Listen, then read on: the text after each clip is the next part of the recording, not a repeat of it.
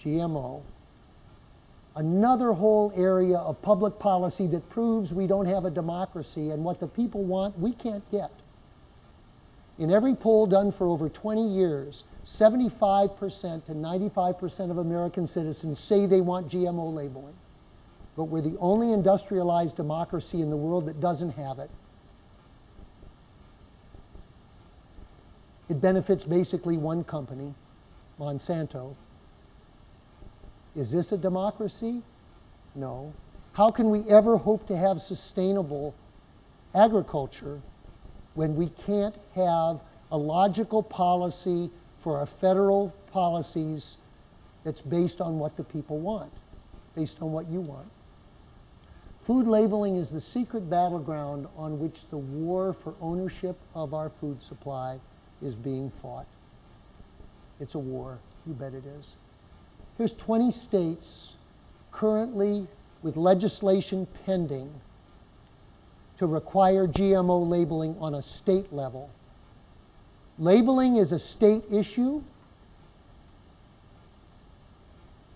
Our Congress is bought and paid for. Monsanto reminds us every few months how much they run Washington, D.C. We got to do some of these things at a state level. Energy. We plotted our electrical energy, the natural gas we use for our processes in our plant, the diesel fuel we buy. I think the total ticket for our energy is approaching $100,000 a year now.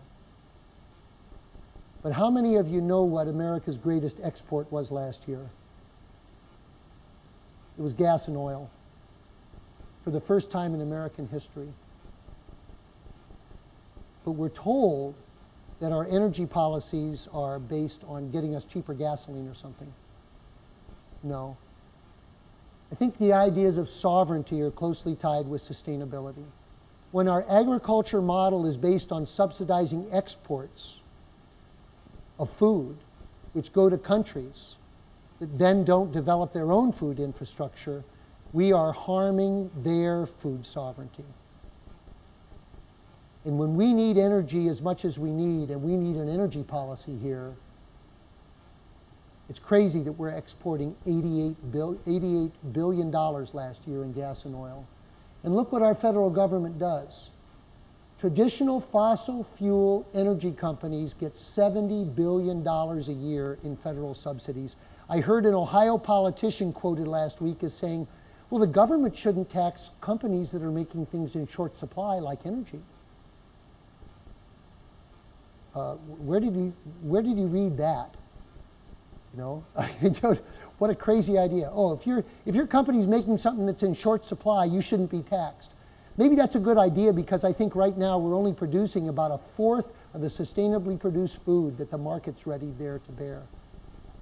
I think we could sell 4 times more sustainably produced food if we could just produce it. Maybe I should go talk to that politician who was, you know, basically just carrying water for the petroleum industry, that, oh, they shouldn't be taxed, you know. Horse feathers. Of all the renewable energy spending in America, more than half of it is for corn ethanol, one of the most unsustainable things you could possibly imagine. But that's called renewable energy. In Germany, half of its wind power is held by private small groups. Half of its solar power is private small groups. 20% of Germany's electricity comes from renewable sources. They're decentralizing their energy. Why? Because they have a functioning representative democracy. The people want sustainability, they're getting it. We want it, we're not getting it. I heard another Ohio politician laugh. He says, oh, you can't power a factory with a windmill. Oh my God. Do we buy this stuff? Do we swallow it? And I just wish that BP would come out and say these things. It's really galling for me that our politicians are the junkyard dogs and spokesmen for these companies. The United States has 3% of the world's oil, and we consume 24%. We can't drill our way out of dependence on foreign oil. In 2011, we imported 281 billion in gas and oil. We exported 88 billion. I hate to tell you, but the Keystone Pipeline is a pipeline to China. Speaking of gas holes, let's talk about the financial sector.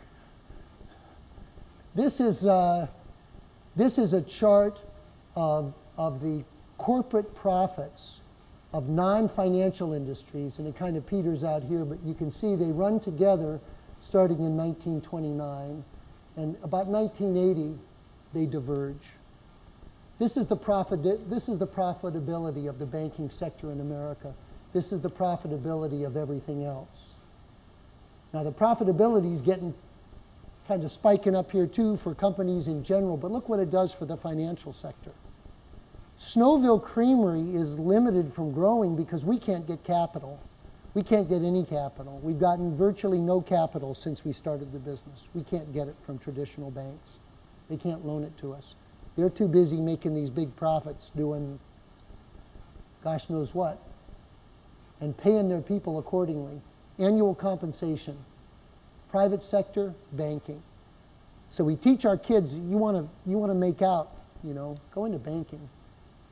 This is a chart that tries to correlate the financial wages, what financial executives are paid, with the level of regulation or deregulation in the banking industry going back to the start of the century.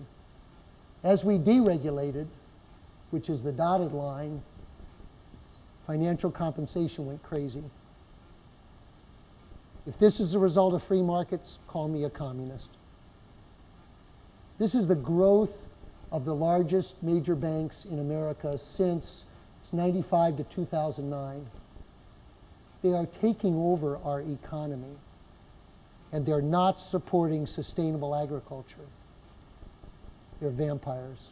Corporations aren't people.